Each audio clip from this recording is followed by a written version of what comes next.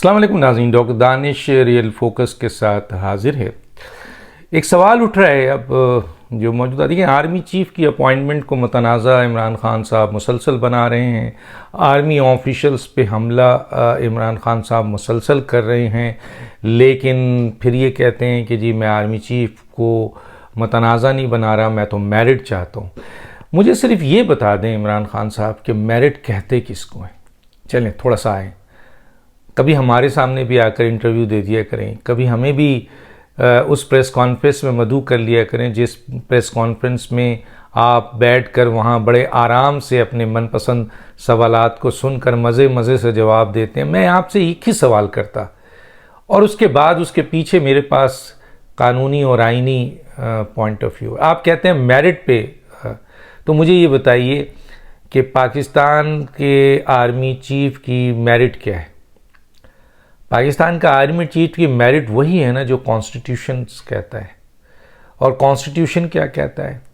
Constitution की कहता है कि आइन का आर्टिकल 243 का 4 कि ये वज़ीर आज़म की सवाबदीद है और वज़ीर आज़म की सवाबदीद की बुनियाद पर ये समरी जाती है सदर को और सदर उसको अप्रूव करता है। जो समरी वज़ीर आज़म भेजेंगे, जो नाम वज़ीर आज़म भेजेंगे, सदर उसको अप्रूव कर देगा, आर्मी चीफ बन गए। अब मेरिट की बात आती है कि क्या जो वज़ीर आज़म नाम चुनेंगे वो मेरिट पे हैं या नहीं है। तो अब आ जाइए ज़रा पीछे। ये काम मौजूदा आर्मी चीफ का है जो आर्मी के रूल्स के मुताबिक, रूल ऑफ बिज़नेस भी है, आर्मी एक्ट भी है, कि वो 2 पोजीशन होती है, जॉइंट चीफ ऑफ स्टाफ और एक है आपके आर्मी चीफ की। तो 2 पोजीशन की बुनियाद पर अमूमन 5 नाम आर्मी चीफ जो ऊपर के सीनियर कौन है? सीनियर वो होते हैं जो आर्मी चीफ की रिटायरमेंट के करीब तरीन रिटायर हो रहे होते हैं। और जाहिर है कि वो उनकी सीनियरिटी, उनकी एज, उनकी डेट ऑफ अपॉइंटमेंट्स, इन तमाम चीज़ों को देखकर उनकी सीनियरिटी बनती है।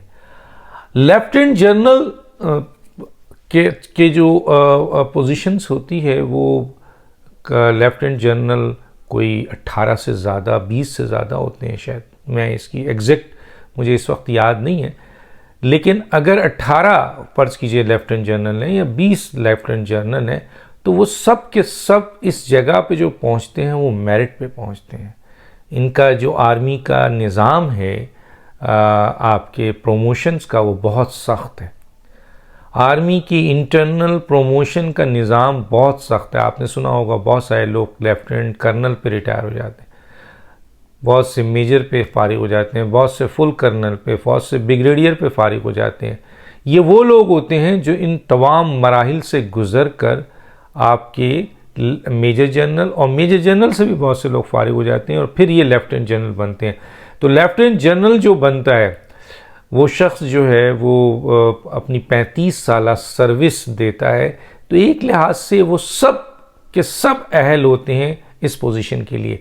लेकिन एक क्राइटेरिया है, एक एसओपी है, एक प्रोसीजर है, एक रूल्स और भी है कि ये आर्मी चीफ जो सबसे टॉप में सीनियर होता है 1 2 3 4 5, उनमें से 5 नाम आगे कर देता है। और अगर सिर्फ एक पोस्ट को फिल करना है तो फिर 3 नाम चले जाते हैं।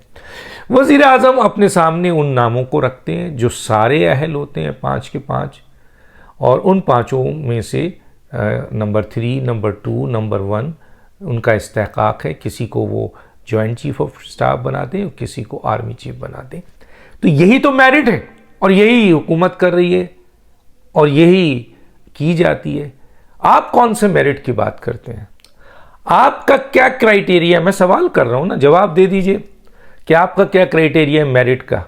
अगर आपका ये क्राइटेरिया मेरिट का है कि आपके पसंद को आपके पसंद के लेफ्टिनेंट जनरल, तो आपका पसंद भी नहीं चलता है, ना नवाज शरीफ का पसंद चलता है, ना इत्तेहादी हुकूमत के अरकान का पसंद चलता है तो सिर्फ़ और सिर्फ वज़ीर आज़म का। ये सारे मेरिट पे होते हैं। अब एक पोस्ट है तो उसमें 1 आदमी जाएगा, 2 पोस्ट हैं तो 5 में से 2 आदमी जाएंगे, सारे तो सारे नहीं जा सकते। खुदा के लिए जब ये बातें आप करते हैं तो कोई कहने वाला, सवाल करने वाला नहीं होता है। आप हमारे साथ भी बैठ जाया करें। जो तनकीद निगार होते हैं और सेहतमंद तनकीद निगार होते हैं, उससे आपकी इस्लाह भी होती है। जो चमचे आपके बैठे हुए हैं वो आपको तबाह कर रहे हैं। जो बहुत सारे लोग आपके इर्द गिर्द बैठ कर एंकर्स जो हैं वो सब क्या आपने बात कर दी है, यहाँ तक कि आपने तो ये भी कहा कि जनाब मुहिब वतन आर्मी चीफ होना चाहिए। इसका मतलब ये है कि आप ये बहुत बड़ा संगीन इल्ज़ाम लगा रहे हैं कि इस पोजीशन तक आने वाला शख्स जो लेफ्टिनेंट जनरल की पोजीशन है और जो दर्जनों से ज़्यादा हैं, उसको आप कह रहे हैं कि इनमें से कुछ मुहिब वतन होंगे और कुछ नहीं होंगे, और वो मुहिब वतन होंगे जिनको आप पसंद करते हैं। वाह भाई वाह, क्या कहते हैं। अब आप ये कह रहे हैं कि जनाब मैं दस्तबरदार हो रहा हूँ, तो भाई आपकी कहाँ हकीकत कहाँ है अपॉइंटमेंट में? आपका मुकाम किधर है? आपको किस जगह पर कहा गया है कि आप आर्मी चीफ की अपॉइंटमेंट में आपका कोई असर है, मशवरा है, कोई पोजीशन? भाई हुकूमती इत्तेहादियों का नहीं है।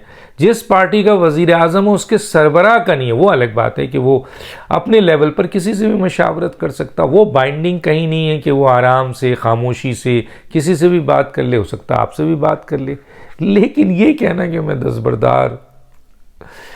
खान साहब, आप अब इस लॉन्ग मार्च को ख़त्म कर दें तो बेहतर है, क्योंकि आपने तो इस लॉन्ग मार्च का नाम रखा था लॉन्ग मार्च हकीकी आज़ादी। तो आज़ादी आप किससे दिला रहे थे पाकिस्तानी कौम को? आप आज़ादी दिला रहे थे अमेरिका से। आप आज़ादी दिला रहे थे उस मुल्क से जिसने साइफर के ज़रिए साजिश की। आप उससे आज़ादी दिला रहे थे ना। तो ये जो हकीकी आज़ादी है ये तो उस वक्त ख़त्म हो गई जब आपने इंटरव्यू दिया और कि जनाब साइफर का मामला पीछे रह गया है। और अब आप ये कह रहे हैं कि अमेरिका सुपर पावर है, उससे पाकिस्तान के ताल्लुकात अच्छे होना उसकी कौम के मफाद में है। तो फिर खान साहब, फिर ये आज़ादी किस बात की? कौन सी आज़ादी? किसके ख़िलाफ़ आज़ादी? अब आ जाइए कि आप मुतनाज़ा बना रहे थे आर्मी चीफ़ को। चलें थोड़ी देर के लिए मान लें आपका स्टेटमेंट ही कोट कर देते हैं, हालांकि हम इस स्टेटमेंट को ज़ीरो समझते हैं कि जी मैं दस्तबरदार हो गया आर्मी चीफ की तैनाती से। आपकी दस्तबरदारी और आपकी नॉन दस्तबरदारी सिफर है, लेकिन चलें आपकी इस बात को भी मान लें तो फिर हो गए। तो फिर आप इस बात का इलेक्शन, ये आप जो हैं वो लॉन्ग मार्च कर रहे हैं, जो कि अब शॉर्ट मार्च हो चुका है। लॉन्ग मार्च अगर इसके लिए भी नहीं कर रहे हैं तो फिर आप किसके लिए कर रहे हैं? क्या इलेक्शन के लिए कर रहे हैं? तो इलेक्शन भी हुकूमत ने बता दिया है कि जी हम किसी सूरत में नहीं करेंगे। तो अब आप ये बताइए कि अदालतें भी अब आपसे सवाल करने लगी हैं। तौहीन अदालत का केस चल रहा है कि आपने अदालती फ़ैसले के बरखिलाफ़ लास्ट टाइम लॉन्ग मार्च को अपने मज़मूम मकासद के लिए इस्तेमाल किया। आज भी इस्लामाबाद हाई कोर्ट के चीफ जस्टिस ने कहा है कि ये कोई तरीक़ेकार नहीं है कि कोई भी रास्ता बंद करके कोई बैठ जाए और कहे कि जी ये हमें सियासी आज़ादी है और आइनी आज़ादी है कि हम जिस जगह चाहें, तो ये नहीं हो सकता। तो इस सिलसिले में आपको अब कहीं से सपोर्ट भी नहीं है। इलेक्शन पे हुकूमत आपसे बात करने को तैयार नहीं है। आर्मी चीफ दस्तबरदारी वाला मसला, हकीकी आज़ादी जो है वो आपने खुद ही साइफर को पसे पुश डालकर मुस्तरद कर दिया है। तो फिर ये लॉन्ग मार्च है किस मर्ज़ की दवा, जो कि अब शॉर्ट मार्च हो गया है। और शॉर्ट मार्च पे अब आप इस शॉर्ट मार्च को ले जाके, अभी भी आप कह रहे हैं कि इस शॉर्ट मार्च को आप ले जाके इस्लामाबाद ले जाएंगे। चलें जी, ले जाएं इस्लामाबाद।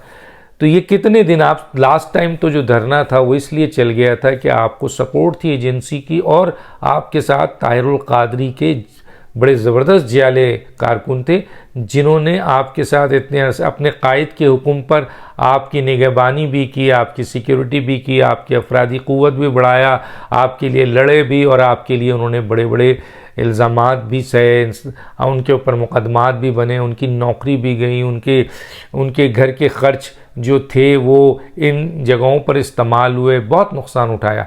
लेकिन अब तो आप अकेले हैं और आप देख रहे हैं कि आवाम की आपके साथ अदम दिलचस्पी है। लिबर्टी से लेकर आज गुजर खान तक आपके लोग कितने हैं? आप किसको हौसला दे रहे हैं?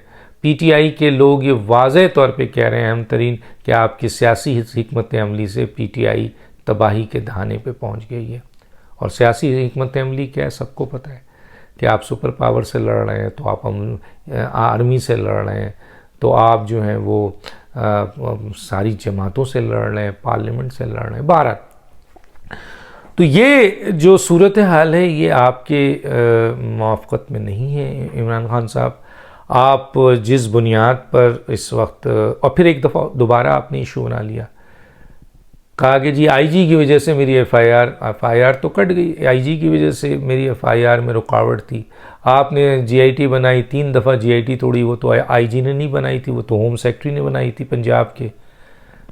तो ये क्यों नहीं मानते हैं कि परवेज़ इलाही और आपके इस पॉइंट ऑफ व्यू से एग्री नहीं करते हैं, जो पॉइंट ऑफ व्यू आप एफआईआर में लॉन्च करना चाहते थे, कि वो 3 अहम तरीन ऑफिशियल्स का नाम जिनके सिलसिले में आपके पास सबूत नहीं है, तो जाहिर है परवेज़ इलाही भी कैसे ऐसी एफआईआर लॉन्च करें।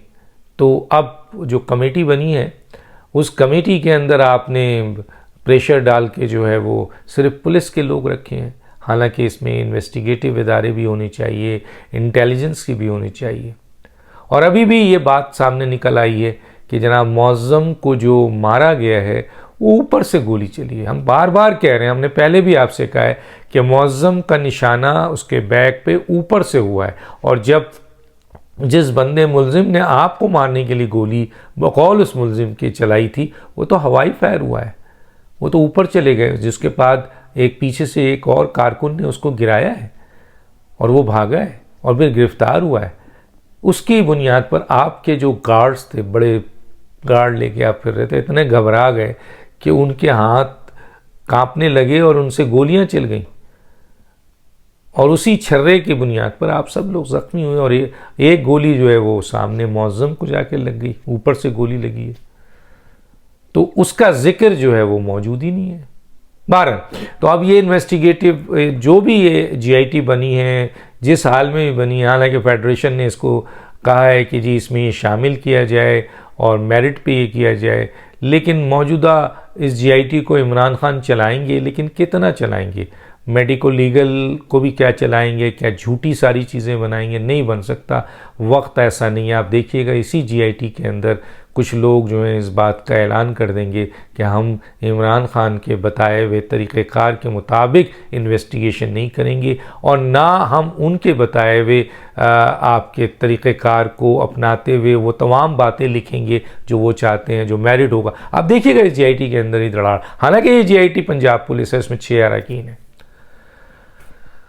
तो ये सूरत हाल है। अब सवाल ये है कि जी बेहतर ये है इमरान खान के लिए कि इस शॉर्ट मार्च को ख़त्म करें, पार्लियामेंट में अपने लोगों को भेजें और अपनी मुस्तकबिल का इंतज़ार करें। जो केसेस आपके ऊपर बड़े बड़े बन रहे हैं, अब तो नैब ने भी उठा लिया है तोशाखाना केस, ऑलरेडी एफआईए में मौजूद है, एफआईए में फॉर्म फंडिंग का केस भी है, बहुत कुछ हो चुका है, इलेक्शन कमीशन में केस है।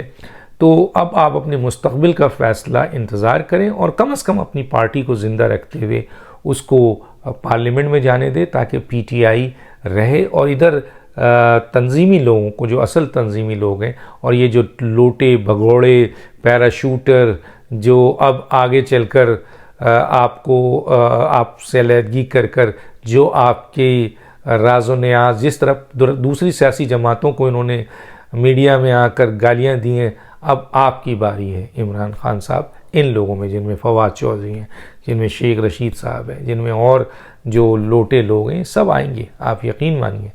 फैसल वाडा तो आ चुके हैं, इसी तरह और लोग भी आएंगे। तो अब देखिए क्या होता है। डॉक्टर दानिश को इजाज़त दीजिए, अल्लाह हाफिज़।